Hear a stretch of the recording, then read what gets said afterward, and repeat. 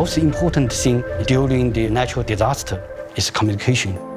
Huawei's teams recover the equipment which the earthquake destroyed, and we will keep standing behind the client to restore the systems.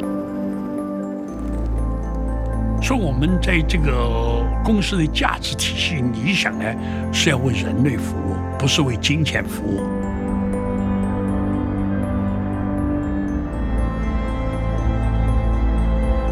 When you look at ICT and technology, 30 years, it's kind of like dog years. 30 years is the same as 120 years in a different industry. If you look at the adoption rate of technology over the 100 years, it's accelerating. So when I look at security, you have to take security from the customer's point of view. We think security is about keeping a network running. Cybersecurity is a team sport. So all of us have a role to play. Because we focus on the customer and only the customer, we deliver what they want. 华为过去的创新实际上是基于客户需求的创新发明，下一步的怎么办？必须有理论的突破以及基础技术的发明，只有这样，我们这个产业才有发展更多的机会和产业方向。我们呢，只挣到钱不给股东，也不给员工，我们给客户。就是这些，一个是投向未来的科学研究，一个是为客户服务的精神落实到底。I'm fiercely passionate about the way technology can improve people's lives for the good. Better health, better education, it can stop crime, it can solve crime, it can basically bring prosperity. And therefore, being able to use technology in a way that is moving forward companies and countries is very, very important to me.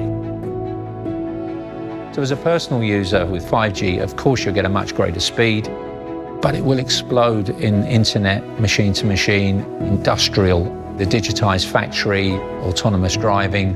There's many, many new aspects that we're aiming to satisfy with 5G that goes way beyond the personal usage, and that's what's so exciting about the science. 大家知道 5G 实际上是一个小儿科的产品 ，5G 实际上是人工智能的支撑系统，因为它有低时延的优点。这个人工智能应该从正面来看，它会创造极大的财富，对不对？比如说一个拖拉机。它就24小时耕地，它也不需要人管它，它24小时耕地，对吧？它不粮食就种多一点嘛。第二点，有些困难地区我们人都不想去，让这个人工智能拖拉机去耕地就行了嘛。Huawei is attractive because of its technology, because it's entrepreneurial. It's got capacity for 5G that no one really in the world has. It's supplying every part of the process.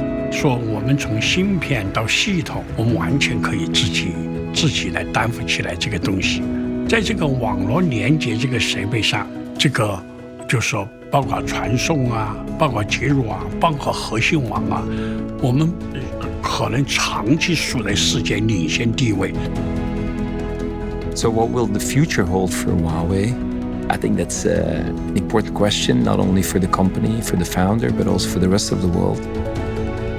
等到全部都5G 化以后，信息的这个价格就会降下来，这样是让农村的孩子啊、贫穷的孩子啊，他都有条件能在网上看见这个世界，那就会提高他们的素质，提高他们素质，他们将来为人类创造财富的能力就会增强。